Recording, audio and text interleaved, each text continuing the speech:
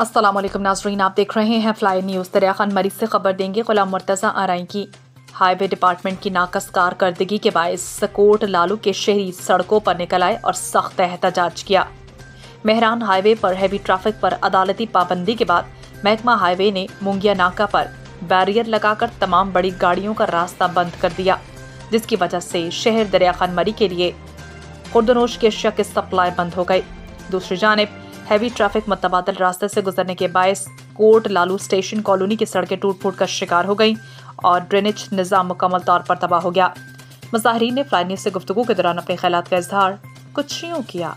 Traffic local road से हले पे बार बस असांजी 15 ॾींहं असांजी लाइट बंद लगी पई आहे। सॼा गटरनि पई पाइप बणी छॾनि, असांजा धिका बणी छॾनि। हाणे केॾा ॾींहं असां छॾियूं था, सुभाणे को हादसो थी पए, को नुक़सान थी पए। इन हादसे जे करे मेहरान हाईवे बंदि कयो अथनि। साॻा उहे हादसा हिते थियनि, ज़िम्मेवार केरु आहे हिते? बैरियर जेको हिते केरु लॻायो आहे? बैरियर असां पाड़े वारा न आहियूं, पाड़े वारा न आहियूं, मजबूर थी आहियूं। 15 ॾींहं लाइट कोन्हे असां वटि, इन तारूं टोड़े विया आहिनि असांजूं। केरु ज़िम्मेवार आहिनि जो? पर तव्हांजो कहिड़ो मुतालबो आहे? असांजो मुतालबो आहे कि हेवी ट्रैफिक आई आहे त ख़तमु थी वञे, बैरियर पाणे हटी वेंदो। जंहिंजो जेको ट्रैफिक जो रूट आहे उतां वञे, हिकु रूट थोड़ी आहे। असां परेशान लॻा पिया, नंढा ॿार 15 ॾींहं लाइट कान्हे का। जेको धक लॻी वञे काॾे वञे, जेको ॿार खे नुक़सान थिए पोइ केरु ज़िम्मेवार हुनजो? गाॾी भाई करे नंढा सुबुह उते धक लॻो आहे, ॿार खे धक लॻो। छाजो धक लॻो?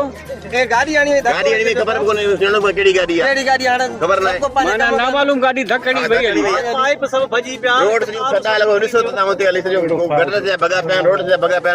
रोड मुंहिंजे घर साम्हूं रात जो खंड जी गाॾी कल्टी थी आहे। सुबुह ते 10 वजे हिकिड़ो सारियुनि जो कल्टी थियो आहे। हे ज़ुल्म आहे छा आहे?